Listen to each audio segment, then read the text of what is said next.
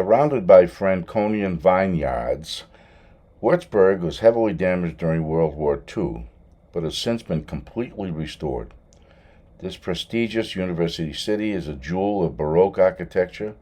Its most pristine example of pomp and glory is the great Bishop's Residence Palace, built in 1744, for the Prince Bishop. His unwavering support of artists is evidenced by the sweeping staircase and the magnificent ceiling frescoes by Tiepolo.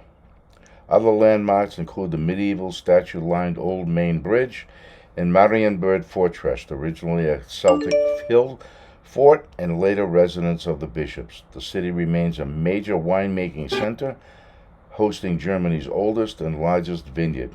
The most famous wine from the region is their Frankenwein. The other, and the hundreds of meters of corridors. I'm not sure if it is so much more comfortable, but definitely representative. Do not panic. We're not going to see all the 300 rooms. No. So they didn't do this to become closer to the people. They did this to show off. That's a good question. Did they want to come closer to their people? I assume not, because there have always been conflicts between the citizens of Würzburg and the Prince Bishop. If one is the absolute rule and controls everything, including taxes and everything, no, he didn't want to be closer. Not at this time. Anyhow, what I will show you are the most important representative rooms in the very center of the whole building. The building itself, by the way, the building period was 60 years. I don't bother you with too many dates, but that one might be interesting. 1719, the first stone was laid. 1749, with a little break in between, more or less, the outer shell was definitely finished. And in the 1780s, we had the interior decoration being finished. So a rather short time, to be honest, even though it sounds horrendously long, but 60 years for such a work, especially the interior decoration that you are going to see, is pretty good. So we're going to see the staircase, the White Hall and the Imperial Hall. And there in the Imperial Hall, we will end the tour.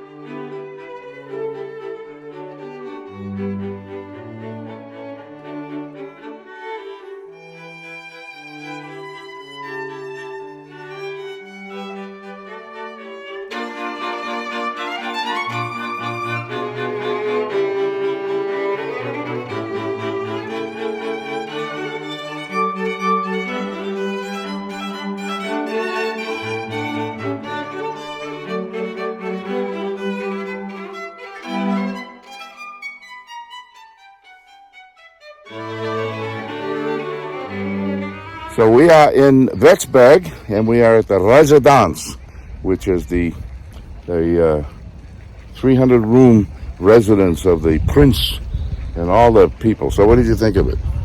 Our new German residence. One of the most gorgeous places I've seen inside.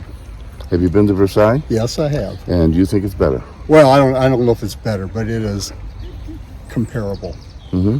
I felt the same way, and particularly with the murals, because when we were in St. Peter's, they were amazing, but I don't know, this might have knocked them out of And as a painter, Virginia? And of course, I love the artistry and the frescoes and the sculptures, and the artist wasn't so modest. He knew what he was doing. He painted himself above the sculptures, that's where your eye goes first. Anyway, off to downtown Wurtzburg. And there is the magnificent residence. It really is extraordinary.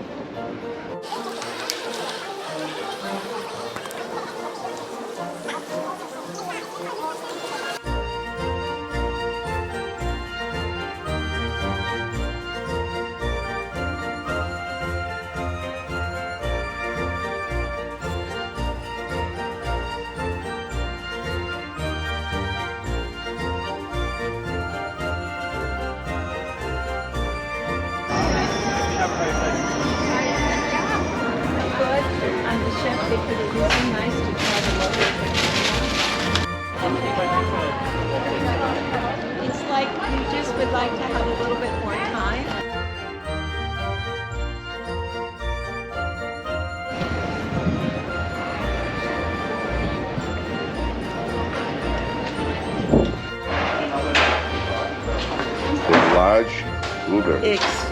Blackberries. Blackberries. Yes. Look, and even the raspberries are huge.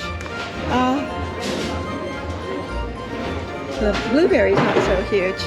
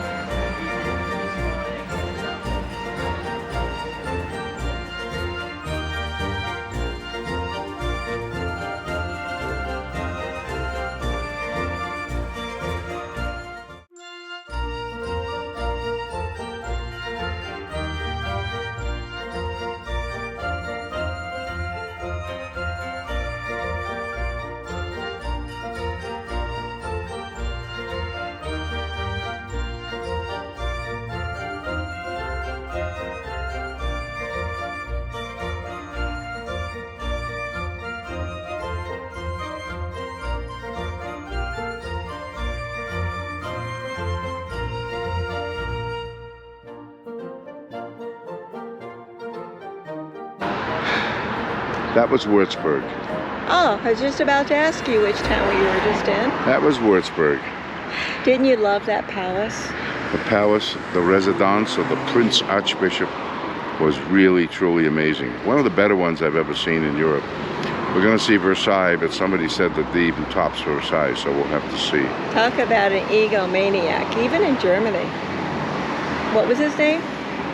Prince Archbishop, Achtung, I don't know, I can't remember. He had art painted on mirrors, and you could just tell when you look in there, he was like, his image was probably in every piece of artwork that he looked at. It was awesome. And then in the fresco paintings, what was unique about that one? The fresco painting? In the first gallery we saw overhead. Well, they had all the different continents. And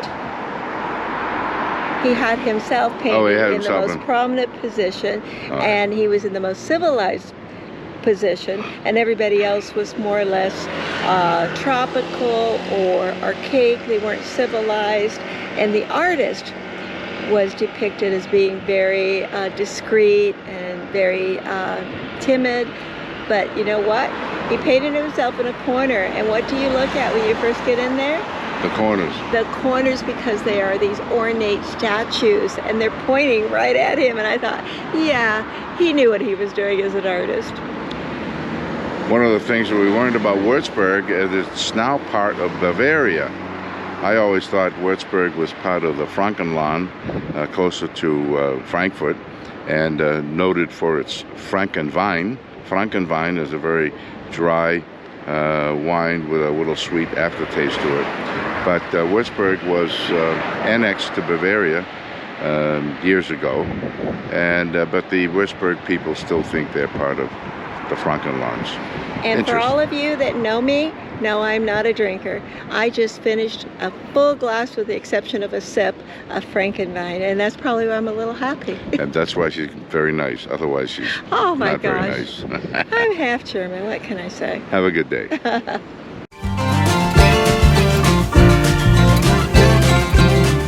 Please hit the subscribe button and the notification bell, and you'll get notified when the next video is posted. Thank you for watching.